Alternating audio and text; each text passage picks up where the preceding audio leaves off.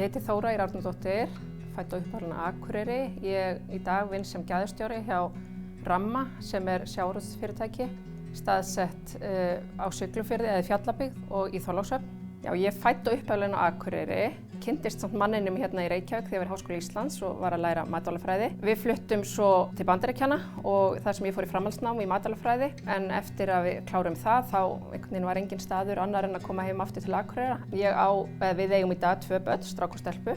Ég er mest að vinna í gæðaskjölum, ég er að svara tölvupóstum, ég er í miklum samskiptum við kaupendur og að sjálfsögðu að sjá til þess að allt sé rétt gert í vinnslunum og borð í skipunum. Það er ekki margir sem vinna á skrifstofu þannig að við svolítið hjálpumst að og ég finn að það er mikið traust til starfsmanna. En svo finn ég alveg að ég fæ svolítið svigrúm til þess að nálgast önnur verkefni líka og það er það kannski sem drífur mig svolítið áfram í dag. Þá eru umhverfismálin myndi ég segja væri svona 1, 2 og 3 sem svona er kannski mest spennandi núna og er svona sem iðnaðurinn þarf að stefna og er að stefna mjög hratt.